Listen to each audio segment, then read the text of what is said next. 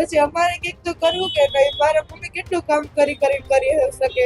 જો હું હવે ઘરની બાયણે બધી નીકળી નથી છતાંય હું ઘર કામ કરવા જાઉં અને રાત્રે સિક્યુરિટીમાં જાઉં, 200-300 રૂપિયા આપે ને એવી રીતે હું મારું ઘરનું ગુજરાન ચલાવું. ડોક્ટરની એક ભૂલે હવે પરિવાર એ રસ્તા પર આવી ગયો છે. પિતાના કેન્સરના ઓપરેશનના 4 લાખ ડોક્ટરે પડાવી લીધા હોવાનો આરોપ લગાડવામાં આવ્યો છે.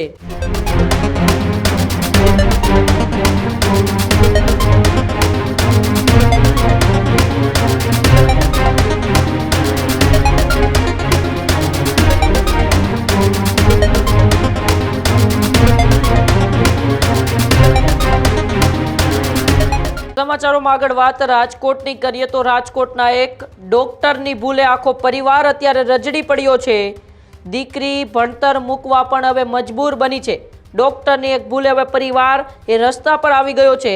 પરિવારનું ગુજરાન ચલાવવા માતા અત્યારે ચોકીદાર બની છે. ધોરણ 9ની છાત્રાએ સોશિયલ મીડિયામાં વિડીયો પોસ્ટ કર્યો હતો.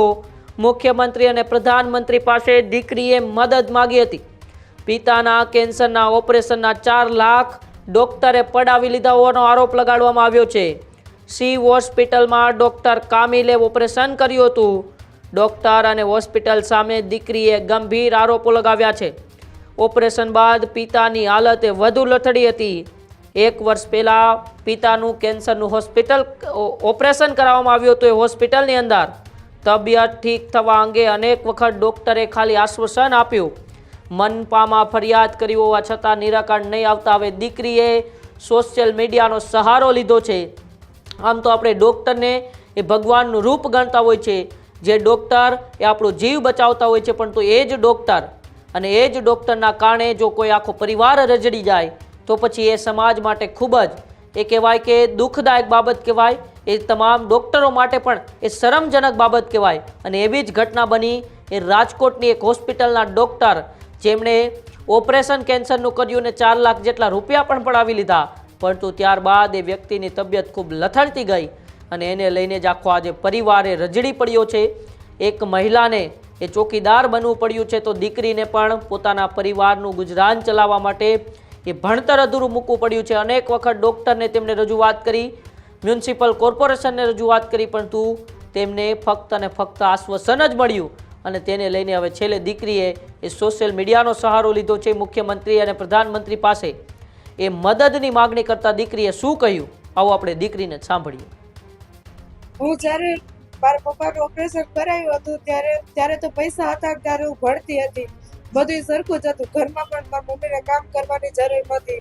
પણ જ્યારે ધીરે ધીરે પછી કેટલું ગોળું થાય, પછી મારા પપ્પા બિચારા કંઈ ખાઈ નહોતા શકતા, કંઈ પી નહોતા શકતા, તો ધીરે ધીરે આખા શરીરમાંથી બધું ઉડી ગયું. રસી એટલા નીકળે એટલે એવું બધું થઈ ગયું. પછી બિચારા પપ્પા હાલી ન શકે તો કામ શું કરી શકે?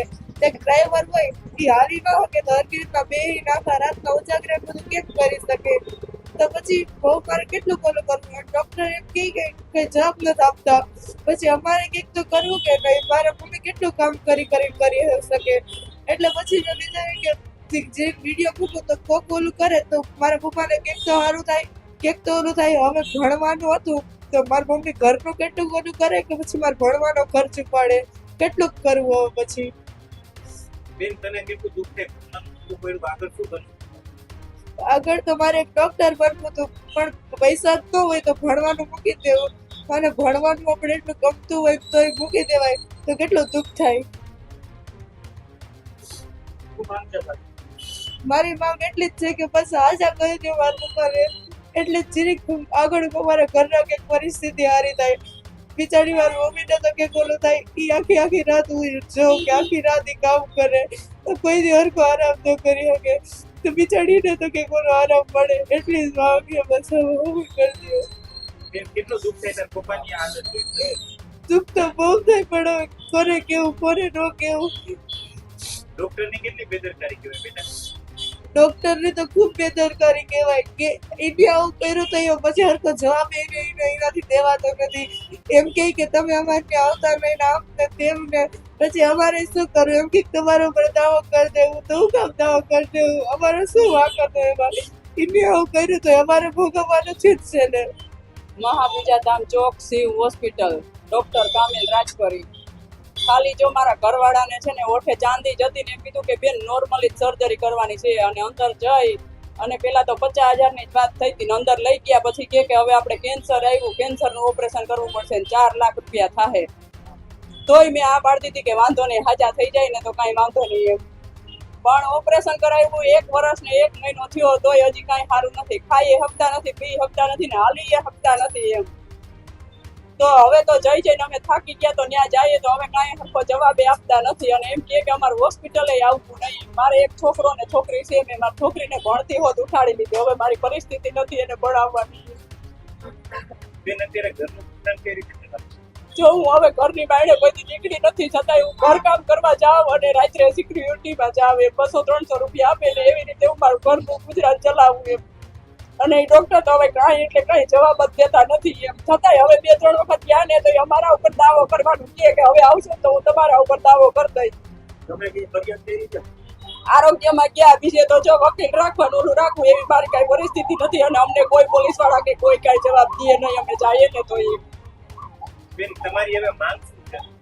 મારા ઘરવાળાને હાજો કરી દે, બીજી મારે કાંઈ જરૂર જ નથી એમ. એને હાજા કરી દે, કામે ચડી જાય ને જો ડોક્ટર કીધે કાંઈ ભૂલ થઈ હોય તો એને હરખી સર્જરી કરી દે, બીજું કાંઈ નહીં. બીજું ડોક્ટરના કરમ જાણે, હું બીજું કાંઈ પૈસા લેવાની કાંઈ વાત જ નથી કરતી. હરખું એને ઓપરેશન કરી અને એને હાજા કરી દે, એક જ મારી માંગ છે, બીજી કાંઈ મારી માંગ છે નહીં. કેટલો દુઃખ થાય દીકરીને ભણતર ચલાવવું? ઘણું દુઃખ થાય. રોજ ઓલું કરીએ પણ રોજ કોને બતાવવા જાવું? કોઈ તો કઈ સાથ સપોર્ટ કરવા રોજ તો આપણી ઘરે આવે નહીં. મારી છોકરી એ રોજ રોવે, મારો છોકરો એ રોવે કે મમ્મી મારે ભણવું, મારે ડોક્ટર બનવું, પણ હવે મારી કાંઈ પરિસ્થિતિ નથી કે હું મારા છોકરાને ભણાવી ગણાવી શકું.